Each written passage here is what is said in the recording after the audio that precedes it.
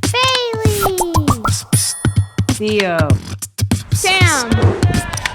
Go, go, go!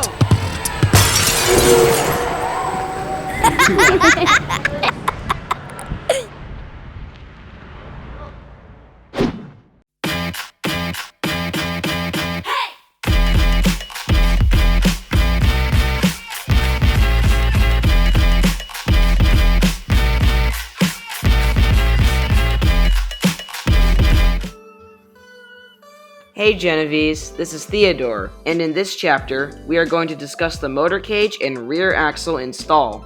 First, there are a few parts we have to account for. For this step, we're going to install the motor cage into the car.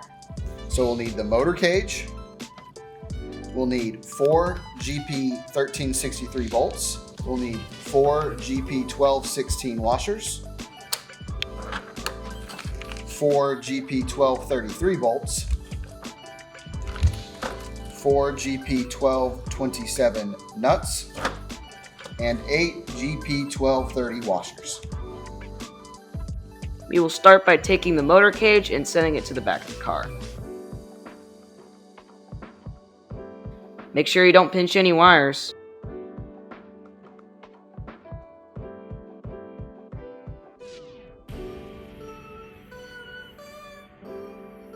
We'll take one of the bolts and washers, line this part up on the motor cage and hand tighten.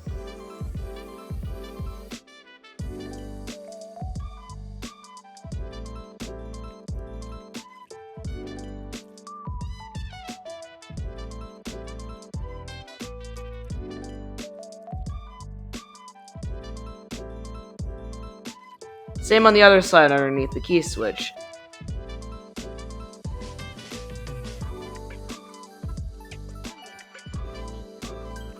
There are 2 more of these directly on the other side of the motor cage.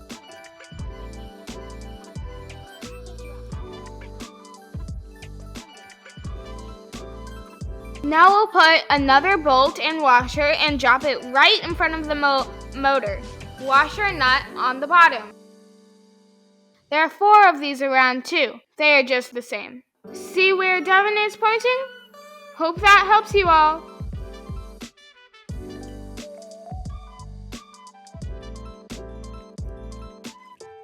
We took some underside shots too to help you with the locations.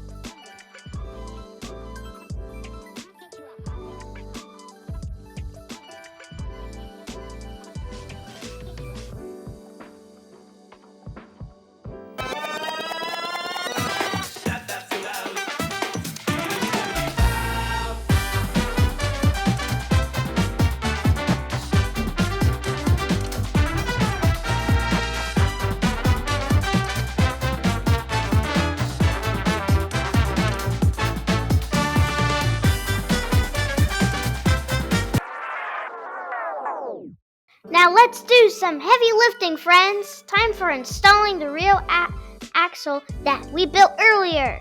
Hit us with the parts, Devin. The chain guard. We need 2 GP 1363 bolts, 4 GP 1216 washers, 2 GP 1217 bolts, the brake caliper mount. We need 8 GP 1364 washers, 4 GP 1365 bolts, 4 GP 1192 nuts, 2 GP 1205 bolts, both belts, all 4 parts of the bearing holders, we will need out of the brake kit.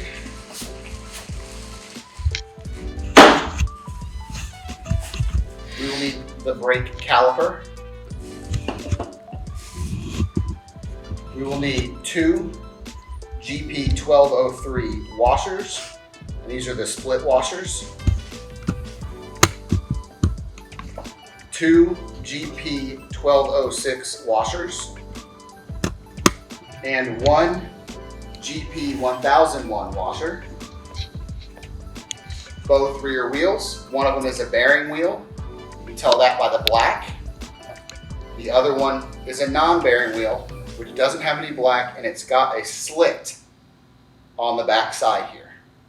And then for tools, we'll need our 10mm socket, our 17mm socket, and our 13mm socket, a ratchet, a 19mm wrench, a 17mm wrench, a 13mm wrench, a 5mm Allen key, and the Allen key that came with the bearings. He wouldn't hit us with parts, Bailey. He would just be showing them. Oh. Love you, Theo. Thanks. Sarcasm is not my forte. Okay, so now that Devin has showed us off the parts, we start installing the brake caliper onto the caliper mounts. Caliper mounts are those small metal L pieces.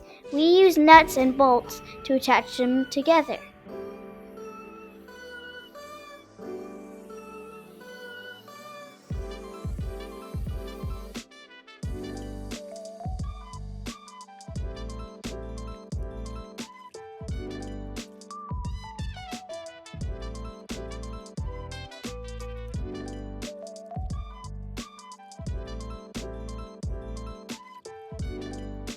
We use the Allen key to tighten them down all the way.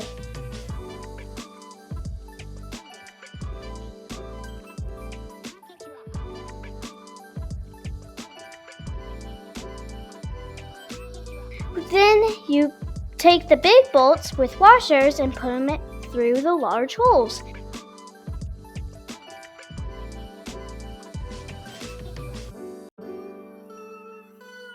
Take the mount over to the car and put it on the right side of the car, next to the battery box. Let it sit there just a minute. Now, let's do work on the other side of the car. Before we hang the axle, we have to loosen up the bearing screws so they can stay flexible.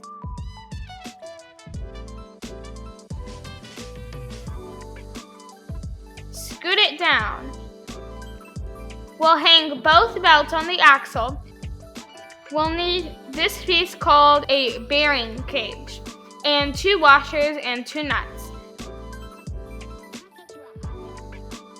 Take them over to the car.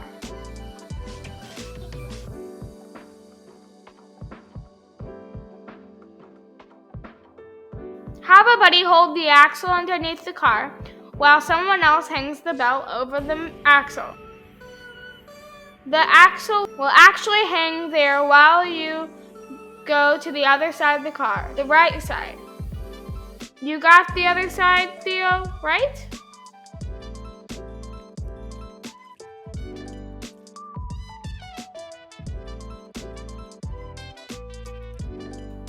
No prob. So remember the bearing cage? This is where you need it. We have 2 pieces of the bearing cage. One goes up from the bottom and one goes down from the top. They'll attach to these 2 bolts. Now this can be a bit menacing. The brake disc has to slot up into the brake caliper.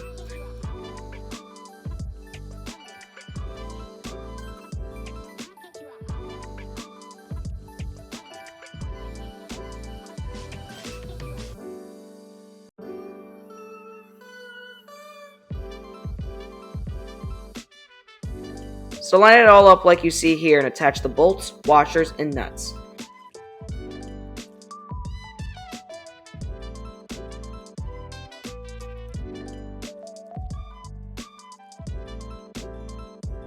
Once they're finger tight, you need to check and see that the brake disc is going through the brake caliper.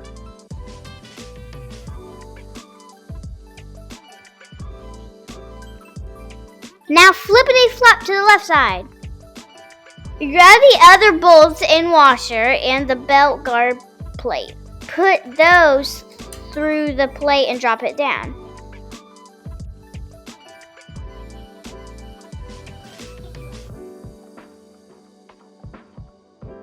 Then you'll put the two bearing pieces. Attach it like you did on Theo's side.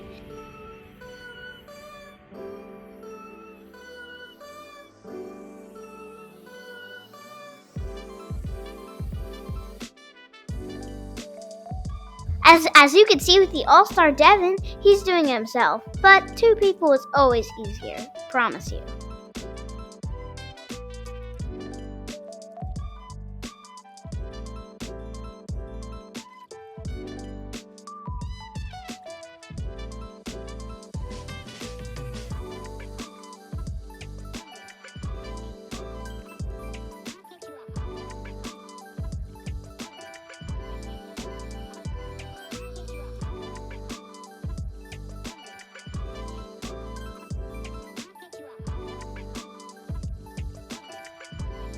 Now that the axle is hung, we need 2 more bolts and nuts for this motor cage.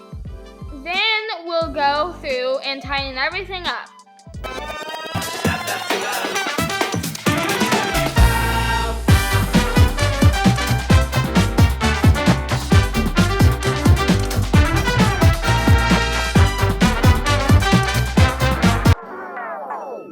You can't use the socket, so the wrench is a better idea.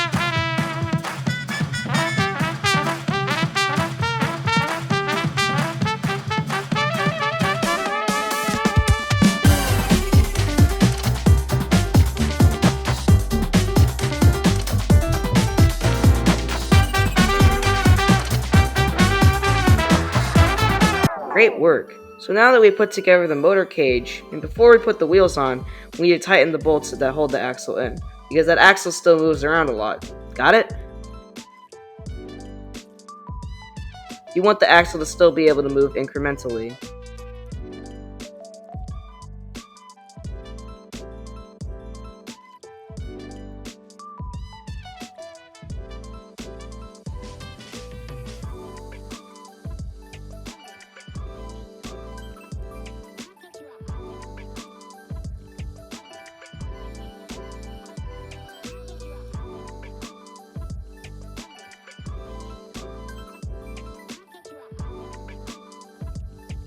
While we are on this side, let's put the non-bearing wheel with the little slit in it.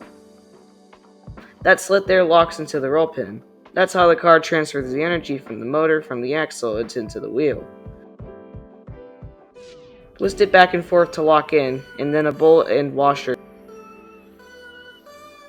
Tighten it and you can now hold the wheel and tighten.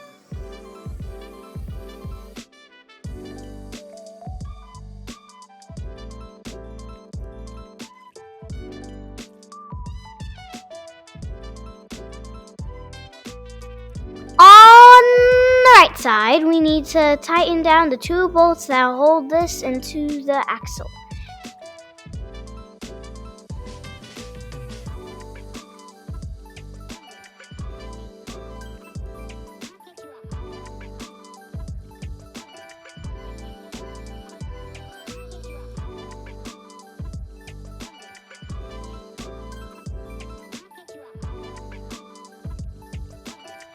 We'll put the big thick washer on first and then the wheel.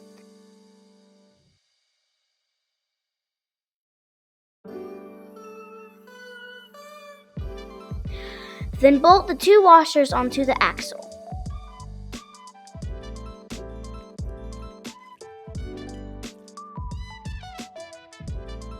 To tighten, you can't hold onto this wheel because it'll just spin and never get tight. You need a best friend buddy boo to hold it down so it doesn't just keep spinning.